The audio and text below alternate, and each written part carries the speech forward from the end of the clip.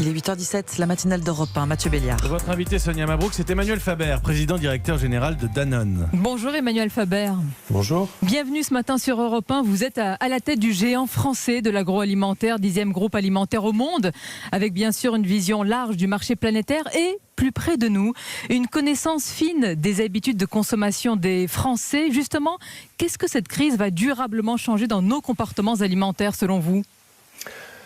Je pense que c'est encore un peu tôt pour le dire. Cette crise, elle a révélé plein de choses. Elle a révélé une interdépendance individuelle et collective très forte au niveau mondial et au niveau local. Elle a révélé combien notre croissance était corrélée, notre croissance économique était corrélée au carbone, au pétrole. Quand on voit que les émissions de carbone ont baissé de presque 10% mondialement pendant cette période de confinement.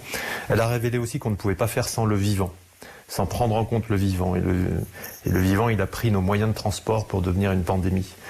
Donc on ne peut pas faire sans réinventer un lien différent avec le vivant. Et je pense que tout ça, ça va entraîner des évolutions, en effet, dans les modes de consommation autour de la question de la souveraineté, qui n'est pas l'autarcie. La souveraineté, c'est la compréhension et le maintien d'une interdépendance qui est reconnue, assumée, gérée. Emmanuel Faber, c'est très important. C'est un mot qui revient très souvent en ce moment dans les discours, celui de souveraineté. C'est l'un des grands enjeux, notre souveraineté alimentaire. Justement, comment on l'assure, notre souveraineté, dans ce domaine primordial ? La première des choses, c'est qu'elle doit se raisonner à l'échelle européenne. Nous avons, Danone, envoyé à l'Union européenne un papier qui demande une politique alimentaire commune et pas seulement une politique agricole commune.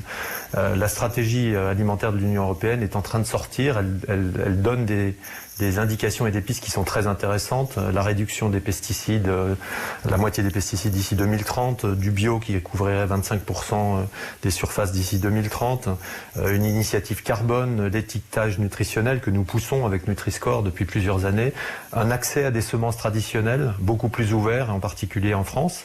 Donc beaucoup de choses qui vont aller vers une autonomie protéique. Les protéines, c'est le gros sujet de la souveraineté alimentaire européenne, puisque l'Europe importe 60% de ses protéines de zones qui déforestent, d'une agriculture qui n'est pas durable comme celle qui doit exister en Europe. Et donc assurer l'autonomie protéique européenne, c'est fondamental pour son autonomie alimentaire.